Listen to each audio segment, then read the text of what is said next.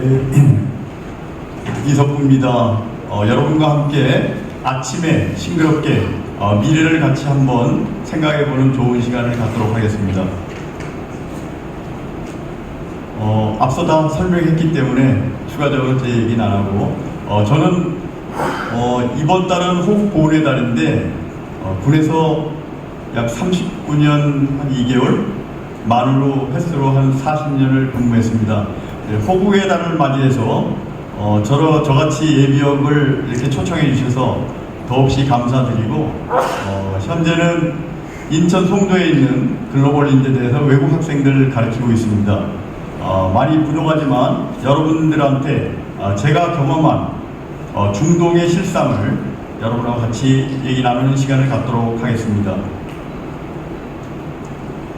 오늘 여러분한테 중동의 역사에 대해서 개관적으로 크게 한번 보는 시간을 갖도록 하고요.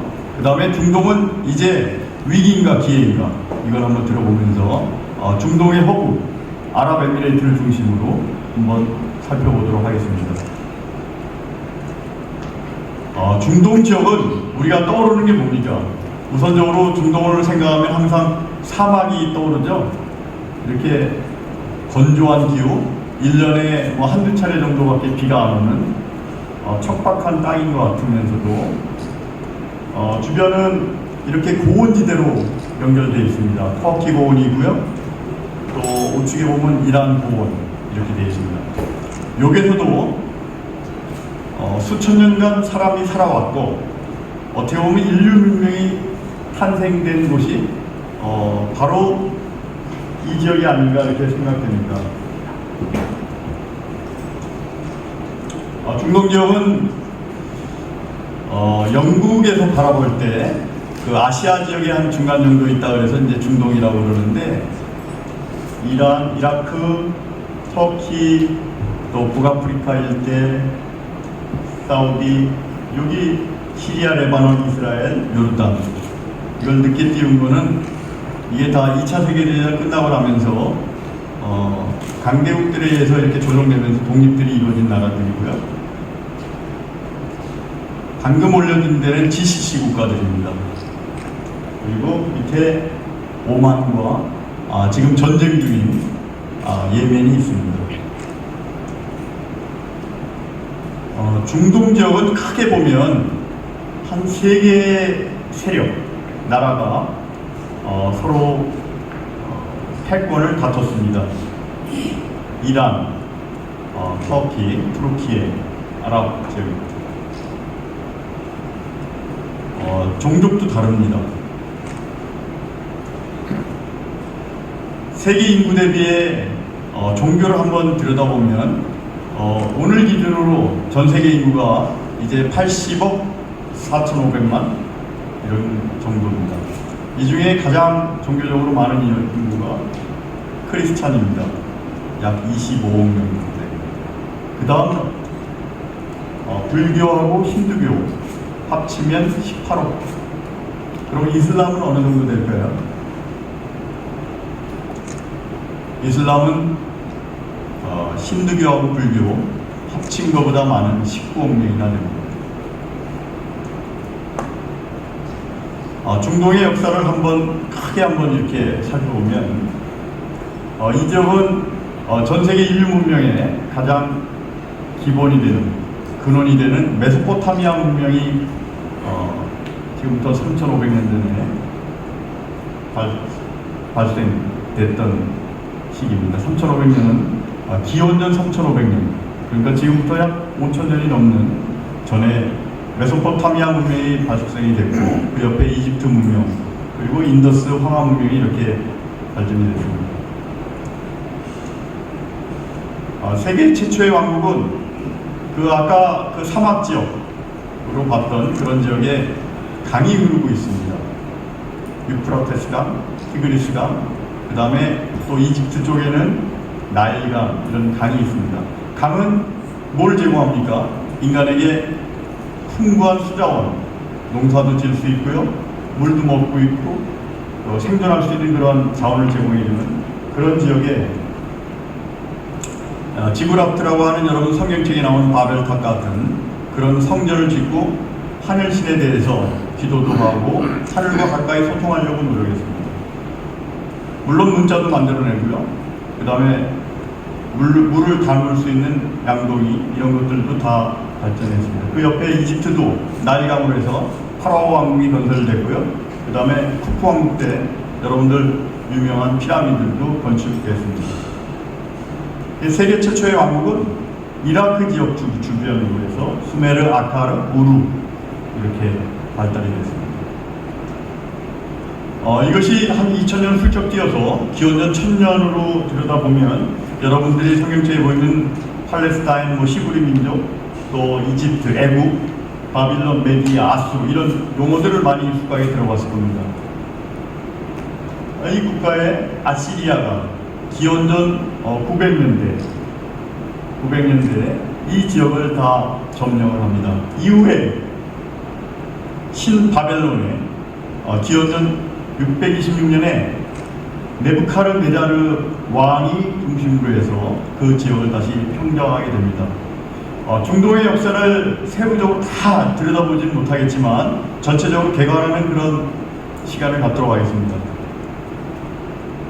동부 지역에 이런 중동 지역의 사람들하고 좀 다른 아리안족이 세력을 밀고 내려와서 페르시아 왕국을 건설합니다.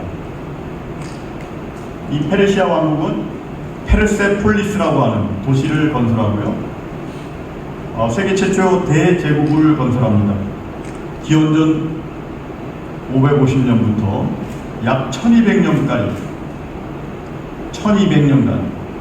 이 지역을 점령하게 됩니다. 이 시기에 페르시아가 점령하고 있는 시기에 무함마드라고 하는 이슬람의 창시자가 태어납니다. 현재 지역으로 보면 사우디 정도 되는 것 같습니다. 유복자의 아들로 태어났고 어린 시절에 어머니가 돌아가시고 할아버지 손에 컸습니다. 할아버지도 돌아가시고 그야말로 이제 아라비아 상인들 틈에 끼어서 생활하면서 상수를 배우고 커왔습니다. 25세 때 본인보다 15살에서 20살 많은 그 당시에 상인의 갑부 미망인과 결혼하게 됩니다. 이 여인으로부터 인생의 삶을 배우고 경제도 배우고 모든 걸 다 배웠고 이 여인이 그로부터 20년 후에 돌아갈 때까지 그때까지 모하메드는 한 여자만을 사랑하면서 진짜 충실하게 같이 행복한 가정을 이끌었었습니다. 페르시아가 다 점령하고 있는 시대입니다. 무함마드는 하늘에 있는 천사로부터 신의 계시를 받았고 주변 시인에게 이러한 내용들을 다 전파합니다. 그리고 um마라고 하는 공동체를 구성해서 사람들끼리 그러한 이슬람에 대한 내용들을 많이 신으로부터 계시받은 내용들을 얘기하고요. 이것을 메카를 중심으로 해서 포교가 됩니다. 그래서 현재 많은 이슬람들은 현재 사우디에 있는 메카를 향해서 하루에 5번씩 기도를 하죠. 그 메카입니다. 나중에 이제 메카 지역에 전투가 벌어지고 메디나로 피신해서 메카 정복전이 벌어집니다. 그리고 거기에서 사망하게 됩니다. 코란은요, 여러분 성경하고는 익숙하겠지만 코란은 이 무함마드가 죽고 난 다음에 3대째 칼리파, 그 종교 지도자면서 정치 지도자인 칼리파 우스만에 의해서 실제 기록된 문화로 이렇게 성경책처럼 코란이 발간이 됐습니다. 총 646쪽으로 해서 만들었습니다. 그럼 코란에 대해서 어떤 건지 한번 가볍게 살펴보겠습니다. 이슬람의 결혼 문화하면 여러분 많이 부러워하시는 분들이 있는데 통상 많게는 4명까지도 결혼할 수 있다 그러죠.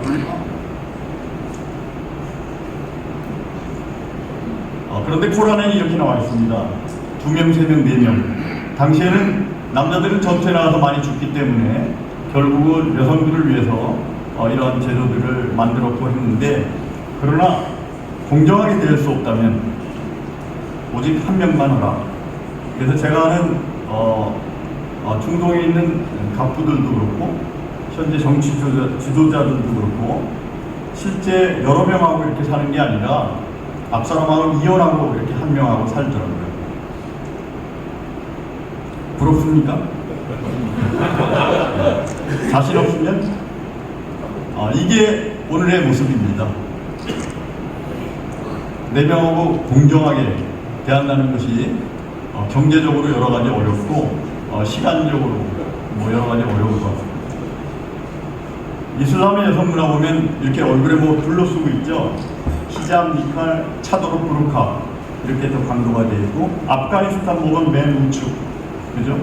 그 다음에 통상은 사우디 같은 차도르, 그리고 이슬람 문화지만 인도네시아 같은 데 가면 히잡 정도 이렇게 쓰고 있습니다.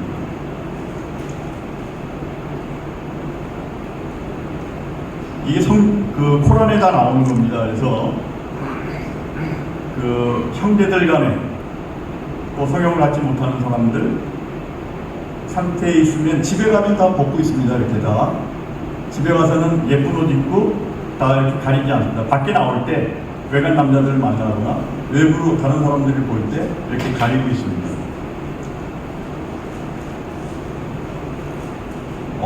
맨 왼쪽은 아랍에미레이트 공주님이십니다. 이렇게 만나면 어떻게 할까요, 여러분? 이것도 다 코란에 나와 있습니다. 시선을 낮춰야죠. 멀뚱하게 쳐다보면 안 됩니다. 여러분들 중동에 가서 비즈니스 하는데 예쁜 여자 지나간다고 멀뚱하게 쳐다보면 잘못하면 얻어맞습니다. 이게 다 코란에 나오는 겁니다. 다시 이제 페르시아가 힘이 좀 약해지는 틈을 이용해서 아라비아 제국시대가 넘어옵니다. 훌쩍 뛰었어요. 1200년이 지나갔습니다. 오늘 여러분하고 같이 서기 3500년부터 시작했습니다. 지금 이제 7세기로 넘어오면서 페르시아가 힘이 약해지는 틈을 이용해서 이제 이슬람이 서진에서 3개 대륙을 다 점령을 하고 아랍 제국을 건설합니다. 수도는 바그다드에 만듭니다. 그래서 서기 661년부터 1258년까지 13세기까지 아랍이 점령을 합니다. 또 넘어뜁니다. 13세기로 넘어가겠습니다. 13세기 말에 이제 드디어 투르크 하면 여러분들 668년도에 고구려가 멸망했습니다. 그때 고구려 왼쪽에 있는 나라가 어딜까요? 돌고리입니다. 돌고리. 그때 이거는 정사가 아니기 때문에 제가 공개적으로 얘기하는 거지만 20만 정도가 당나라 쪽으로, 30만 정도가 돌골 쪽으로 넘어갔다고 하는 그 야사가 있습니다. 그래서 결국에 이것이 현재 터키에 가면 역사책의 3분의 1을 장식하는 실제 정사로 배우고 있습니다. 아직까지 우리 한국에서는 그 역사, 고구려 역사가 그 이후에 고구려가 망하고 난 다음에 신라 또 고려로 넘어가면서 여러 가지 그러한 기록들이 희석이 됐지만 아직까지도 터키에서는 그때 넘어온 30만이 동에서 중국과 여러 가지 세력에 의해서 서진하다가 결국 없어졌다가 다시 오스만 투르크로 탄생하면서 이 투르크 제국이 건설이 됩니다. 이 투르크족은 아랍 사람들하고는 좀 다르죠. 그래서 투르크 제국이 13세기 말에서부터 20세기 초까지 점령을 하게 됩니다. 이스탄불을 중심으로 해서 오스만 투르크가 1922년도까지 이 시기 하면 여러분 떠오르는 게 있을 겁니다. 1차 세계대전입니다. 1차 세계대전까지 거의 점령을 하고 있습니다. 그래서 현재 중동에 가면 이 터키의 세력, 투르키에 대한 그런 환상들이 아직까지도 다 많이 있습니다. 1차 세계대전을 거치면서 투르키에는 결국 해전국에 줄을 섰습니다. 독일, 오스트리아 이 국가들하고 같이 줄을 서다 보니까 결국 패망의 길에 접하게 됐습니다. 러시아, 영국, 프랑스 이때 아랍은 이 연합국 쪽에 줄을 서서 결국에 이 사우디아라비아를 중심으로 해서 이 아랍 지역에 다시 세력을 확충하게 됩니다. 1차 세계대전 후에 영토가 분할이 됩니다. 터키는 광대한 영토에서 완전히 찌그러져서 현재의 이스탄불을 중심으로 한 현재의 터키 지역으로 축소가 되고요. 그 외에는 프랑스형 영국령에서 이런 지역이 이제 강대국에 의해서 분할이 이루어집니다. 이집트를 중심으로 밑에 있는 아프리카 지역도 다 구분이 되는데 그건 생략을 하겠습니다. 이라크 32년도, 레바논 43년, 시리아, 요르단, 이스라엘이 현재 여러분들이 잘 알고 있는 중동 이런 국가들이 이때 새로 건국이 되겠습니다. 이제 그렇다면 우리의 중동을 어떻게 볼 것이냐 하는 역사를 개관했기 때문에 중동의 위기와 기회를 측면에서 한번 살펴보도록 하겠습니다. 중동에 여러분들은 페르시아가 1200년 동안 세력을 유지하고 또 아랍이 600년, 이어서 투르키예가 600년을 점령을 했던 그런 지난 3000년 이상의 그 역사를 한번 다 이렇게 조망을 해봤습니다. 21세기가 들어오면서 미국의 본토가 공격을 받는 초유의 사태가 발생을 했습니다. 오사마 빈 라덴이죠. 인명피해만 수천 명이 피해를 입었고 재산 피해만 66조가 넘는 플러스 알파라고 써놓은 것은 계산할 수 없는 엄청난 피해를 입었습니다. 드디어 이제 미국은 이거에 대해서 아프가니스탄 전쟁을 일으킵니다. 아프가니스탄은 이란 바로 우측에 있고요. 스탄 카츄리들이 몰려있는 키르기스탄, 우즈베키스탄, 투르키스탄 그 밑에 있는 나라입니다. 부시 대통령께서 아프가니스탄 침공을 명령했습니다. 드디어 미국의 아프가니스탄 전쟁이 벌어집니다. 아프가니스탄이 지도에서 보는 바와 같이 다 이렇게 산악 지역으로 구성되어 있습니다. 미군이 공격을 시작했습니다. 이 산악 지역은 좀 다르죠. 중동 지역하고.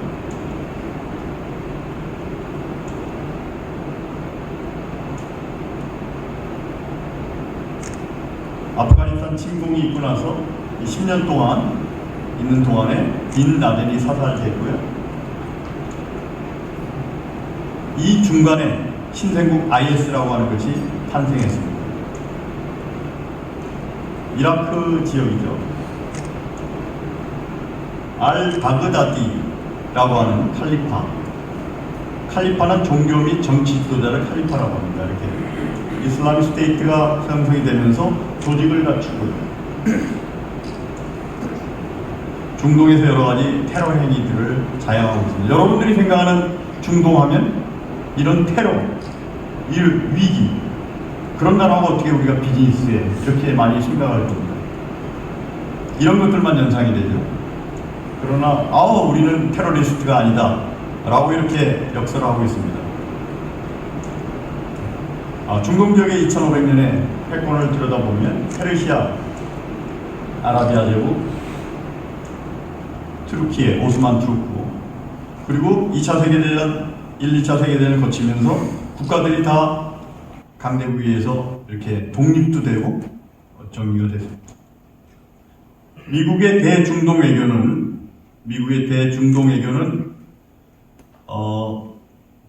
중동에는 오일이 있기 때문에 그 오일에 대한 경제적 가치 또 이런 걸로 인해서 많은 중동에 노력을 많이 기울였습니다.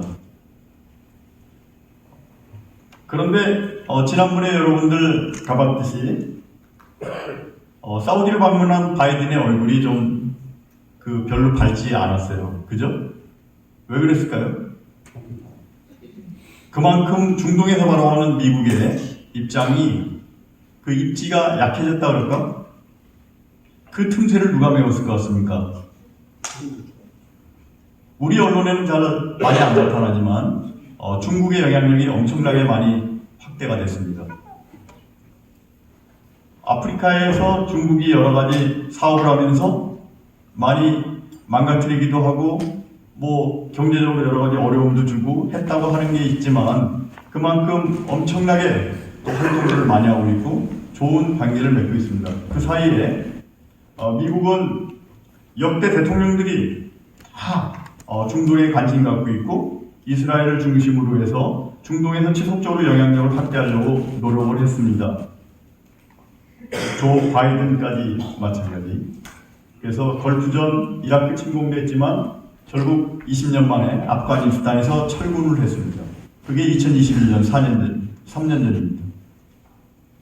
정확히는 2년 반 전이죠.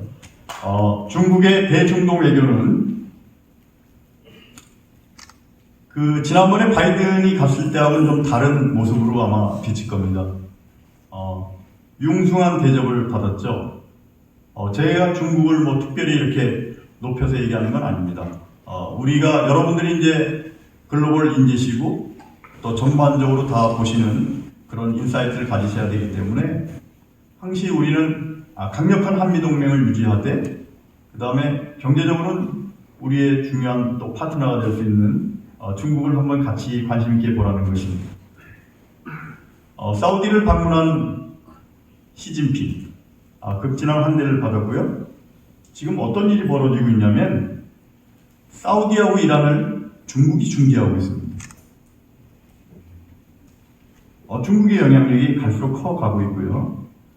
얼마 전에 제가 이제 아랍에미리트에서 대사를 하고 있는데 이렇게 같이 그 왕족들하고 같이 식사를 했어요.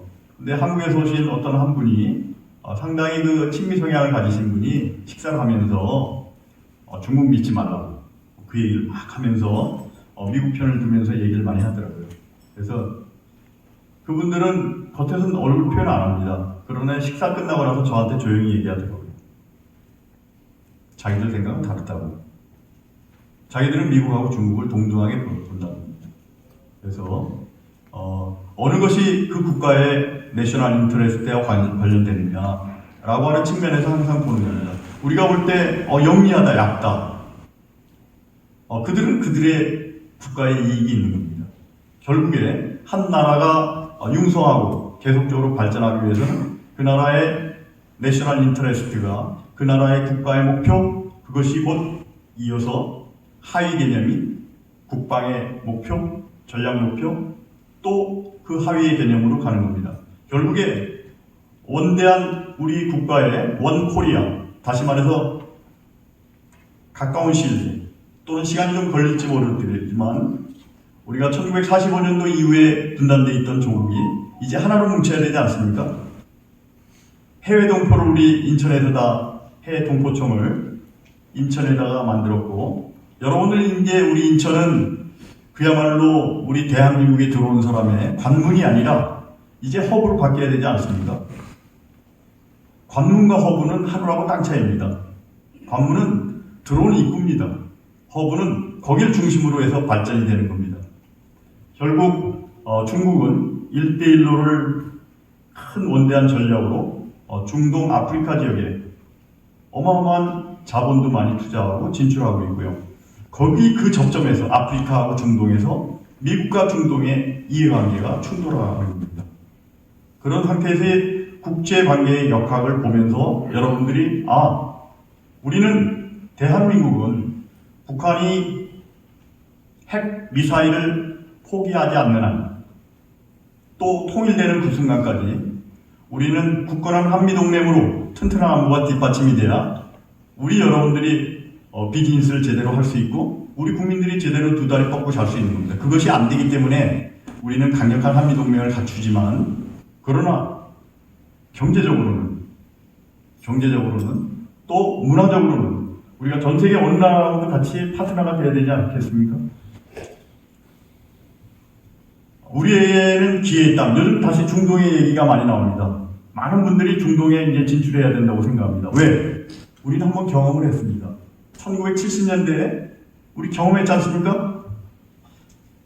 당시 73년도에 여러분들 기억이 많이 날 겁니다. 100억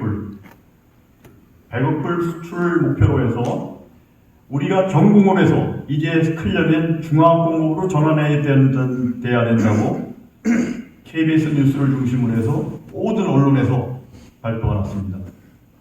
이 발표가 있고 나서 중동지역에는 1, 2, 3, 4차 중동전쟁이 벌어지게 되고 이거에 따라서 오일 쇼크가 발생합니다. 천정부지로 오일값이 올라가고 왜? 오일을 감산해서 생산하기 때문에 당연히 팔 물건이 줄어드니까 가격이 올라가는 거죠. 지금 네옴시티 뭐 여러 가지 이유로 사우디가 갑자기 10% 감산한다고 하는데 사우디하고 러시아, 오펙을 주도하는 국가들이 감산이 되면 당연히 유가가 올라가는 겁니다. 그때 엄청난 상태로 여러분들이 아마 경험하면서 IMF 이전에 우리 국민들이 우리 경제에서 느꼈던 뼈저린 그런 기억들을 생각할 겁니다. 이것을 어떻게 극복했냐? 제가 존경하는 우리 정주영 회장님이십니다. 제가 몇 분 안 되는 그 존경하는 분 중에 어떻게 이런 분이 우리 대한민국에서 나타나서 중동 시장을 보고 그 방향성을 일러준 대통령보다 실제 현장을 뛰어다니면서 그것을 구성했던 이런 분들이 있기 때문에 오늘 대한민국이 있었습니다. 당시 우리나라 외환부가 얼마 정도 된지 아십니까? 우리 외환부가 6천만 불이었답니다. 근데 우리 정경 회장님께서 주베일 항만, 사우디에 있는 1976년도에 주베일 항만에 공사 계약금 얼마 받았는지 아십니까? 2억 불. 그 당시 우리나라 외환 보유고의 3배 이상을 받았답니다. 물론 사람을 평가하는 데는 사람마다 각자 다 다르고 또 보는 방향이 다 다를 겁니다.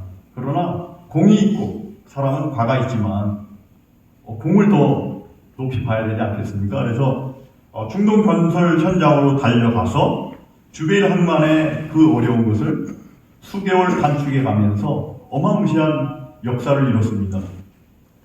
여러분들 이거 기억나시는지 모르겠습니다. 주베일 항만 공사를 하기 위해서는 우측에 보이는 이런 기둥을, 철제 기둥을 89개를 세워야 되는 겁니다. 그것을 세우기에는 턱없이 부족했고 이것을 한국에서 만들어서요 10,000km가 넘는 그 거리를 바지선에 태워서 간 겁니다. 물론 몇 개는 여러 가지 어려움을 겪었지만 결국에 상상할 수 없는 일들을 해낸 겁니다. 그래서 주베일 항만 공사를 계획보다 한 8개월 이상 빨리 단축하면서 돈도 엄청 벌었고요. 그것이 우리 경제 위기를 극복하는 원동력이 됐던 겁니다. 네, 크게 한번 박수 한번 주세요. 저는 군에 있었지 현대에서 나온 건 아닙니다. 네. 단지 우리 경제인들 그 다음에 정부의 방향에 대해서 실질적으로 그것을 현실적으로 행동으로 옮기고 가시화시키고 만드는 것은 우리 기업인들의 몫이었고 지금도 그렇습니다. 누구나 비판은 쉽게 할 수 있습니다. 그러나 대안을 마련하지 못하면 그 비판은 한낱 비판의 근날 뿐인 것 같습니다. 현실적으로 만들었던 그 당시 기업인이 있었고 그 위에 많은 노동자를 포함해서 우리 국민들이 가서 피와 땀을 흘려가면서 중동건설을 통해서 외화를 벌어들였습니다. 당시 77년도에 나온 뉴스위크입니다. 대한민국이 몰려오고 있다. 어디로? 중동 지역으로 몰려오고 있다는 얘기입니다. 7, 8월 기온 섭씨가 40에서 60도입니다. 제가 아랍에미레이트에 있는 동안에 최고 기온이 49도입니다. 이상하지 않습니까? 49도까지만 노동자가 일할 수 있기 때문에 언론에 밝혀지는 건 49도까지밖에 발표 안 나왔더라고요. 근데 실제 체감하는 건 50도가 넘겠죠. 이런 데서 낮에는 자고 밤에는 일하면서 새로운 역사를 중동에 이뤄냈던 겁니다. 그것이 믿음이 그때 사우디하고 중동 지역에서 했던 믿음이 오늘날 중동 지역에서 바라보는 대한민국에 대해서 K-컬처, K-뮤직 모든 것을 대단하게 놀라게 생각하고 있고 대학마다 아랍에미레이트인 대학마다 한국어를 배우려고 아우성치입니다. 한국어 잘하는 사람 너무 많습니다. 그래서 제가 만나보면 어디서 한국어를 배웠냐 그러면 유튜브를 통해서 배웠답니다. 물론 우리 세종학당도 있고 여러 가지 있지만 중동이 우리하고 가깝게 된 데는 과거 우리 선배들의 피와 땀의 노력이 있었던 것 같습니다. 뉴스에 나온 장면입니다. 당시 7억 달러였던 수주액이 81억 달러까지 올라가면서 그 나라의 위기 한국 중동이 답이다라고 하는 다큐멘터리도 제작이 됐습니다. 선배들의 월남, 중동, 독일에서의 이러한 피와 땀의 노고로 인해서 우리는 지난 40년 동안에 세계경제 10대국에 들어서게 됐습니다. 박수 한번 치시죠.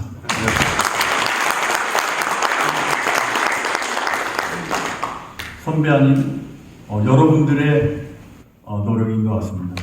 스스로 가슴에 사두고 자긍심을 가지셔도 될 것 같습니다.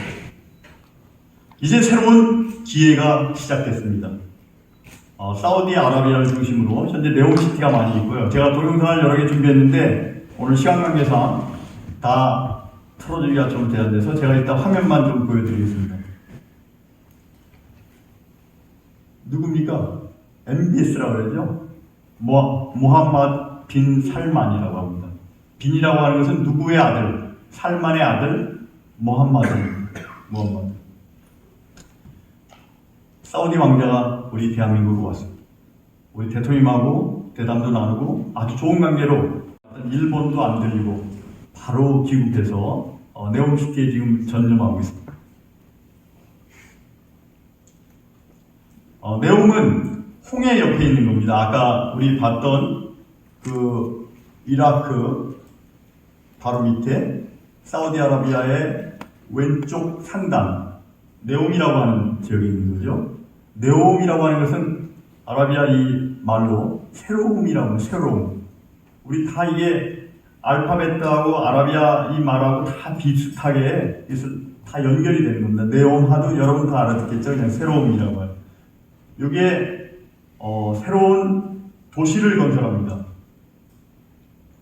사우디 비전 2030에 맞춰서 총 예산 1249조를 들여가지고 새로운 도시를 건설하고 있습니다.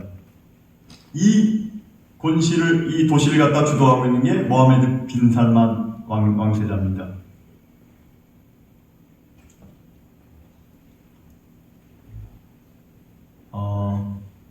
더 라인이라고 하죠. 이게 길이가 170km를 혹 한 200m에 높이를 한 500m. 500m면 우리 롯데월드 여기 타워가 550m입니다. 위에 옥탑 빼고 500m입니다. 그거를 170km를 깔고 거기다가 한 900만 정도를 이주시키겠다는 계획입니다. 가능할 것 같습니까? 며칠 전에 제가 우리나라 대한민국에 아주 그래도 요즘 유튜브로 100만 유튜브 그 이상을 이렇게 하는 유현준 그 건축가하고 얘기 나누니까 언론에 대한 얘기 못했지만 본인은 뭐 상당히 그 부정적으로 생각한다 이렇게 얘기 나옵니다. 그런데 이미 우리 삼성물산하고 많이 기업들이 들어가 있지 않습니까? 네옴. 그 중에 가장 논란이 현재 많이 되고 있는 더 라인입니다. 여러분들 유튜브 영상으로 이따 한번 틀어보시기 바랍니다. 이 내에서 자동차 없이 처음 시작점에서 끝점까지 30분 내에 다 왕래하면서 그야말로 모든 탄소 중립의 새로운 도시를 만들겠다는 겁니다. 이미 미국의 빅텔과 그 다음에 에이콤 주도로 다 들어가 있고 현재 모퍼시스가 전체적으로 계획했습니다. 5분 생활권 내에 900만을 거주하겠다는 겁니다. 제 생각 같아서는 이렇습니다. 나중에 질문 올 것 같아서 쪼개갈 것 같습니다. 170km를 9등분으로 쪼개고 100만을 우선적으로 입주하면서 하는 조그만 프로젝트를 만들 것 같습니다. 그래서 최초 계획보다는 좀 줄이지만 가긴 갈 것 같습니다. 그래서 여기에 UAM부터 시작해서 모든 기술들이 접목이 되면서 거기 돈이 수백 조가 투자되는 공사가 이미 벌써 작년 후반기에 시작이 됐습니다. 제가 가끔 거기에서 공사 현장에서 사진을 보내오기 때문에 보고 있는데 이미 밑에 탑하기 공사가 시작이 됐습니다. 공사는 시작됐고요. 돈이 투자가 되고요. 기술이 들어가면 거기는 또 새 역사가 이루어지는 겁니다. 우리는 거기 대한민국은 들어가서 새로운 신기술을 접목해서 열심히 경제적으로 이득을 보면 되는 겁니다. 또 새로운 기술을, 새로운 도시를 거기서 시험을 해보면 되는 겁니다. 무한 자원이 투자되면서 여러 가지 공사들이 진행되고 있고 인간이 상상할 수 없는 또 인간이 상상했지만 현실적으로 이루지 못했던 많은 일들이 새롭게 벌어질 것 같습니다. 왼쪽에 보는 건 옥사군이고요. 이건 해상 물류 허브를 만들겠다는 겁니다. 우측은 트로데나입니다. 이미 2029년도에 동계 아시안게임 개최지로 결정이 됐습니다. 산꼭대기에다가 스키장도 만들고요. 모든 걸 다 구축하는 동계 행사를 하겠다는 겁니다. 물론 여기는 중동 지역에서 특히 사우디에서 겨울에 살짝 눈도 오는 그런 지역이지만 이런 지역을 인공적으로 만들어서 동계올림픽장으로 만들겠다는 겁니다. 제 아들한테 얘기했더니 우리 아들은 여기 가서 꼭 구경하겠다고요. 네옴시티는 살고 싶답니다. 우리 세대는 이것이 가능할까 불가능할까를 논한다 그러면 젊은 세대는 여기 가서 놀고 싶어 하는 겁니다. 야, 그런 거 새롭게 만들면 저희 가서 한번 신나게 한번 놀아보겠다. 물론 이거 말고도 또 몇 가지 더 신달라라든가 이런 프로젝트들이 벌어지고 있습니다. 이 영상을 틀어주려고 했는데 이 영상은 여러분들 한번 눈으로 보시고요. 네옴 프로그레스라고 해서 여러분들 유튜브 영상으로 일단 한번 보시면 될 것 같습니다. 올 1월 달에 나옵니다. 자, 그러면 이제 본격적으로 중동의 허브 아랍에미리트로 한번 들어가 보도록 하겠습니다. 제2의 중동의 붐, 그 시작은 아랍에미레이트부터 라고 지금 많이들 얘기 나옵니다. 왜 아랍에미레이트를 갑자기 생뚱맞게 중동의 허브라 그러고 거기부터 시작되느냐. 여러분들 두바이는 많이 아실 겁니다. 여행 가다 보면 막 경유지 두바이인데 두바이 공항에서 환승하다 보면 와, 너무 큰 거예요. 그 안에 1터미널, 2터미널, 3터미널 돌아다니다 보면 진짜 어딘지 약속 장소를 잡기도 어려울 정도로 되게 큰 겁니다. 한UAE 관계가 획기적으로 개선됐습니다. 우리 이명박 대통령 때부터 2009년도에 바라카 원전이 들어가고요. 이후에 획기적으로 관계 개선이 됐습니다. 물론 그 전에 2007년도에 노무현 대통령께서 최초 아랍에미리트와의 관계 개선을 텄습니다. 그렇다면 이게 우리 한국이 먼저 한 걸까요? 아닙니다. 1971년도 아랍에미리트를 건국한 자이드 대통령이 아들들한테 수차례 얘기했다는 겁니다. 제가 중동에 가보니까요, 자식들한테 야, 우리 대한민국은 6.25 전쟁으로 해서 폐허가 된 나라가 자원도 하나도 없는 나라가 오로지 교육열과 의욕만 가지고 저렇게 세계적인 경제대국을 만들어가고 있다. 봐라, 우리 중동 오일이 있지만 이게 언제까지 나올 것 같냐? 현재는 한 100년 정도 나올 것 같답니다. 근데 우리 만약에 오일이 안 나오면 준비가 안 돼 있다면 다시 사막으로 들어가서 오아시스 찾으러 다녀야 된다. 낙타 타고 사막으로 가지 않으려면 공부 열심히 하고 대한민국을 벤치마킹 해라. 이렇게 말씀하셔서 1980년대 외교관계가 틉니다. 아랍에미레이트가 원해서 관계가 개선이 되고 대사관이 들어가게 시작됐습니다. 1980년대부터. 우측에 있는 제 친구인데요. 알-루아이미 대사입니다. 박근혜 대통령이 그 전부터 와가지고요. 지금 7년차 근무하고 있습니다. 이 친구는 과학자입니다. 중동 지역의 100대 과학자 중에 하나 들어가 있고요. 우리 한국으로 말하면 수자원공사 사장하다가 왔습니다. 철저하게 경제인도 써먹고 있습니다. 모든 그 중동에 있는 대사들이요. 매주 금요일이면 이 알루아이미 집으로 갑니다. 저도 이렇게 초청받고 그랬는데, 마질리스라고 해서 우리나라 옛날에 그 응접실, 그 마루에서 전부 다 이렇게 손님들 오면 다 식혜도 내오고 수정가도 내오고 같이 대화를 나누지 않습니까? 그런 문화가 이제 중동 지역에는 마질리스 문화가 있고요. 그 마질리스를 얘네들은 술을 안 먹기 때문에 마질리스 문화를 매주 금요일날 저녁에 합니다. 그래서 남자들끼리 한 서너 시간씩 수다 떨고 같이 또 음식도 먹고 그렇게 하고 있습니다. 왼쪽 상당히 자이드 대통령입니다. 건국의 아버지고요. 자이드 대통령이 1971년도에 그 전에 이렇게 9개의 토국으로 나눠져 있는데 그 중에 7개를 통일했고요. 나머지 바레인하고 이런 데는 같이 들어오지 않았는데 7개 조그만 소부족들을 다 통합해서 아랍에미리트를 건국을 했습니다. 큰아들도 아닙니다. 막내 아들입니다. 어려웠습니다. 본인이 전체적으로 룰러가 되고 통치자가 되고 다 하기 어렵지만 인품과 덕망, 그 다음에 미래에 대한 비전이 있었기 때문에 결국 가능했습니다. 또 이것을 가능하게 했던 가장 중요한 게 세 번째 와이프입니다. 파티마 여사입니다. 여러분 그때 세 번째 와이프라면 이상할지 모르겠지만 첫 번째, 두 번째 그 당시에 부족들을 다 통합하려다 보니까 정략적으로 결혼했던 두 사람의 여인이 있었고 그 두 분하고 다 이혼하고 정식으로 본인이 사랑해서 결혼한 여사입니다. 파티마 여사랑 결혼해서 했는데 아직도 살아계십니다. 이분이 아들들을 다 통제하고 아랍에미리트를 전 세계 어느 나라보다 특히 중동의 어느 나라보다 개혁 개방을 이끌고 있습니다. 그 아들 파티마 여사의 큰 아들이자 현재 아랍에미리트를 주도하는 6명의 왕세자 중에 제일 맏형입니다. 그 아들 여러분들 그 맨시티에 들어보셨죠? 만수르. 아까 모함메드 대통령의 동생입니다. 파티마 여사의 아들입니다. 그 우측에 보면 안경을 썼는데 여기는 근친 간에 결혼을 하기 때문에 여러 가지 유전자적으로 많은 어려움이 있어서 눈 쪽에 좀 문제가 있어가지고 항상 검정 선글라스를 끼고 다니는데 타운눈입니다. 정보를 다 장악하고 있습니다. 특히 무함마드의 친형제 6명이 현재 큰 역할을 하고 있고요.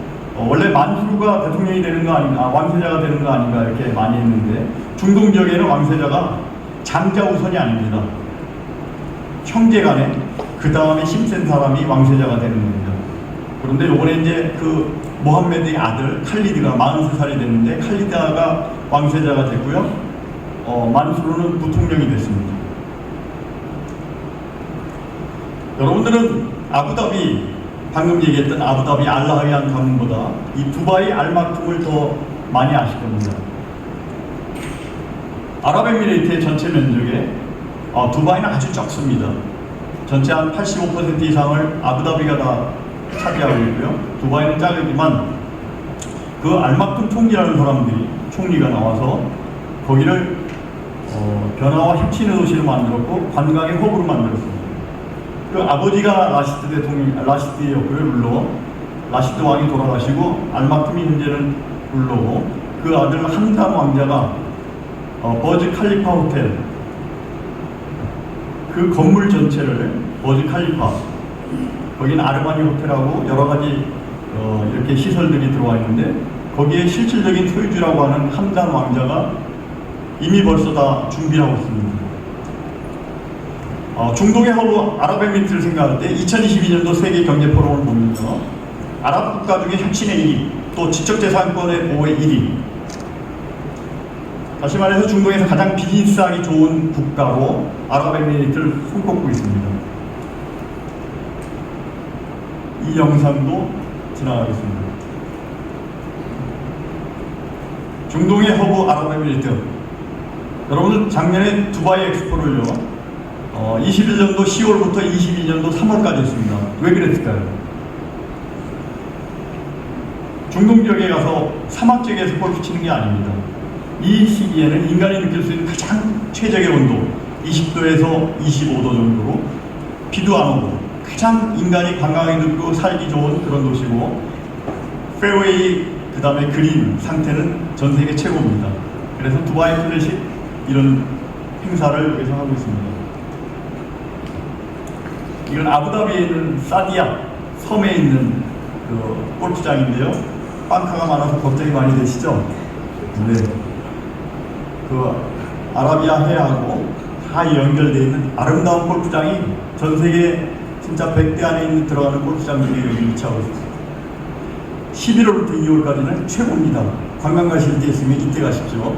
특히 두바이 몰, 세계에서 제일 큰 홀에서 세일도 이 기간에 하고 있고 각종 행사가 이때 다 하고 있습니다. 아랍에미레이트는 여기서 한 7,000km 좀 더 가고요. 이 아랍에미레이트를 중심으로 해서 아프리카, 중동, 유럽 쪽으로 가기 위한 하나의 전략 거점이자 중간의 허브입니다. 이것은 우리 대한민국만 그런 게 아니라 전 세계 많은 국가들이 두바이에서는 전 세계로 나가는 항공망이 있고요. 그 다음에 배, 항만 이런 것들이 다 위치하고 있습니다. 그 중동의 국가 중에 아랍에미레이트는요. 여기 크게 보이는 게 아부다비입니다. 노랗게 보이는 게. 그리고 그 다음 큰 나라, 큰 부족이 에미라티가 두바이고요. 그 다음에 사르자. 그 다음에 후자이라, 아물카인, 아지만 이런 그 부족들이 형성돼서 총 7개가 있습니다. 라스 알 카이마까지. 라스 알 카이마에는 우리 그 서울대 병원이 위치하고 있고요. 후자이라에는 큰 저유 장소로를 현재 SK가 들어가서 공사하고 있습니다. 우리나라 기업 한 180개가 들어가서 공사하고 있고, 이 아부다비의 요 중간에 있는 섬에는 바라카라고 하는 원전에 원전 건설을 하고 있습니다. 여기 우측에 보이는 요 국가들이 쿠웨이트, 바레인, 카타르, 아랍에미리트, 그 다음에 오만, 사우디까지 GCC 국가라고 합니다. 여기 위치하고 있습니다. 1993년도에 한번 항공사진 찍어보니까 거의 사막밖에 없죠. 2005년도에 뭐가 나오기 시작하고 2020년도에는 인공섬까지, 팜 주메이라까지 이렇게 구체화됐습니다. 인공섬에 쌍용건설에서 아틀란티스 더 로얄이라고 하는 큰 호텔을 새로 졌습니다. 하룻밤에 1억 3천 하는 그런 방에 제가 갔다 왔는데요. 비욘세가 머물고 갔답니다. 그런데 그 인공섬에 그렇게 건물을 질 수 있는 것은 참 행복스럽게도 한 12m 정도 파고 나가니까 안반지대가 있답니다. 그래서 안반에다가 전부 다 철골 받고 기초를 세워서 아주 강한 건축물이 건설된 겁니다. 그냥 뭐 사막이라고 해서 그냥 올린 게 아니고요. 그래도 다행히 내려가면 그런 안반 지역이 나온답니다. 현재 두바이 모습입니다. 저 풍차같이 돌아가는 게 저게 아인 두바이입니다. 우리 현대에서 만든 겁니다. 아인 두바이. 제일 높은 빌딩은 우리 대한민국에서 만든 거고요. 네, 중동의 허브 우리랑 비교해보면 전체 인구 1000만 중에 100만은 현지 주민이고요. 나머지 900만이 외국인입니다. 중동의 허브를 넘어서 이제 세계 허브로 갑니다. 우측은 두바이 공항입니다. 아주 일부분만 찍은 거고요. 이런 터미널이 한 3개 이상 있습니다. 이제는 중동의 허브라고 안 하고 세계 허브라는 용어를 많이 쓰는데요. 요거는 작년 2월 달에 준 거입니다. 2월 22일. 모두가 스테인레스로 구성되어 있고요. 그 안에 4층, 5층까지 되어 있어가지고 다 관람이 다 되고 있습니다. 아마 두바이 많이 가보셨지만 요거는 최근에 건축됐기 때문에 못 가봤기 때문에 제가 사진으로 준비했습니다. 두바이 박물관 꼭 가보십시오. 요거는 에미리트 팰리스 호텔. 여러분들 아랍에미리트 가면 뭐 금커피 마신다는데 그 장소입니다. 이건 아부다비에 있습니다. 중동의 허브 아랍에미리트 바라카 때문에 지금 저희들 만나면, 한국 사람 만나면 항상 고맙다 그러는데 왜? 이것은 현재 모하메드 대통령이 작년 5월 13일 날 취임을 했는데 그 모하메드 대통령이 왕세자 때 2009년도에 성공할지 안 할지도 모르는 이것을 계약을 해서 추진했던 겁니다. 현재 모하메드 빈 살만 왕세자가 네옴시티를 추진하듯이 그 당시에 바라카 원전을 해서 현재 3호기가 운전하고 있습니다. 총 4호기가 건설이 되는데요. UAE의 전력의 25%를 담당을 합니다. 모든 사람들이 만나면 이 바라카 원전의 얘기를 합니다. 그리고 대한민국을 신뢰하고 믿습니다. 그래서 대한민국이 하는 얘기는 다 믿는 겁니다. 우리 한국의 입장으로 보더라도 우리 원유에 수입하는 거에 4위가 아랍에미리트고요. 우리가 원유가 수급이 불안정할 때가 있었습니다. 아랍에미리트가 너희들 저유 장소만 져주면 무상으로 미리 한국에다 갖다 놓겠다라고 얘기했습니다. 그렇게 해서 현재 여러분들 여수에 가보면 또 울산에 가보면 저희 창고가 있는 겁니다.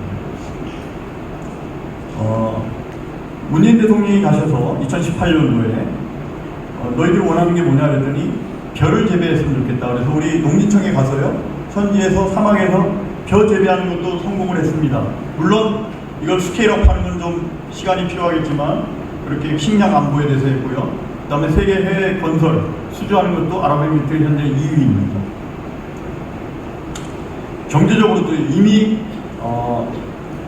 코로나를 뛰어넘어서 현재 급격히 경제 성장을 하고 있습니다. 아랍에미리트 가면 디르함이라고 하는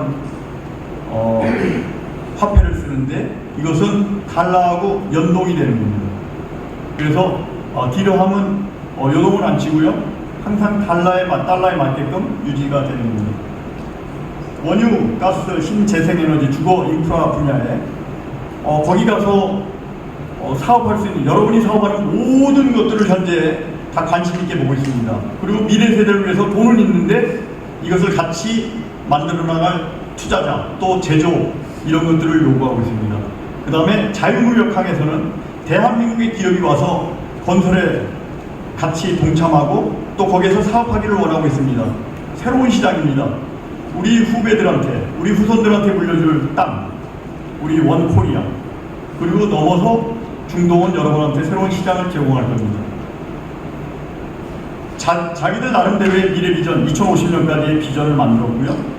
이건 제가 가서 책자로 만들었는데 우리 주요 기관, 그 다음에 도서관에는 전부 다 배부가 됐습니다. 건국 50주년, 2021년이 건국 50주년이 되고 미래 비전 50년, 그 이후로부터 50년을 어떻게 해나갈 것인가에 대한 비전을 구상하고 있습니다.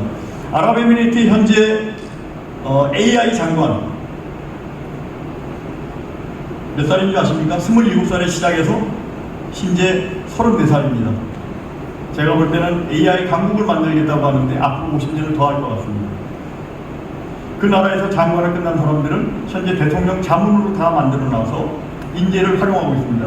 전체 인구 1000만 중에 100만밖에 안 되지만 물론 그 내에서도 편파를 가를 수가 있겠지만 널리 인재를 중용하는 그러한 인사이트를 보여주고 있습니다. 복잡한 것 같지만 어제에서부터 친구로 만들어가고 있고요. 동네 할아버지도 영어를 잘 구사하고 있습니다. 다 여러분들 이거 사진 찍으셔도 되고요. K방산, 에너지, 헬스, 농업, 전 분야에 여러분들이 하는 전 사업에 관심 안 갖고 있는 부분이 없을 정도로 있고, 지금이 K한류를 포함해서 가장 우리 대한민국을 신뢰하고 믿을 수 있는 데입니다. 갖다 얹혀놓으면 될 것 같습니다. 하나씩 설명하면 900만의 외국인을 다뤄야 되기 때문에 두바이 가면은 아랍어를 쓰는 것이 아니라 영어를 사용합니다. 전혀 여러분들이 영어로만 통화하면 실생활에 불편함이 없을 정도로 모든 것이 다 가능합니다. 두바이에 있는 대학들은 대부분 영어로 다 수업하고 현지인들도 학교에 가면 전부 다 거의 영어로 수업합니다. 전혀 이상이 없습니다. 제가 두바이로 아랍어로 배우러 왔다 그러더라고요. 외교부에서. 뭘 배워? 그랬더니 아랍어로 배우러 왔는데 쓰는 건 다 영어로 쓰기 때문에 잘 안 된다는 거예요. 그런 정도로 영어를 쓰고 있습니다. 물론 아랍어를 잘하면 현지인하고 더 가깝게 지낼 수 있고 더 오랜 친구를 만들 수 있습니다. 그래서 제 아들도 아랍어를 가르쳤어요. 저도 관심 있게 좀 배우고 있습니다. 여러분 아까 봤듯이 사우디하고 이란하고 가까워지고 있습니다. 이스라엘하고 UAE하고 이미 벌써 아브라함 협정을 맺어서 과거의 적이 아닙니다. 이제 중동 국가하고 이스라엘은 적은 아니고요. 이스라엘이 아브라함즈 협정이라고 합니다. 아브라함 협정이 아니라 중동 국가들하고 다 관계를 개선하겠다는 겁니다. 미래 비전을 갖고 있습니다. 또 세계 최고, 또 최초를 지향하고 있습니다. 그리고 모하메드 대통령이 들어왔는데 그 형제들이 다 있기 때문에 최소 30년 이상의 안정된 정치적 기반과 모든 것을 다 제도적 기반을 유지할 겁니다.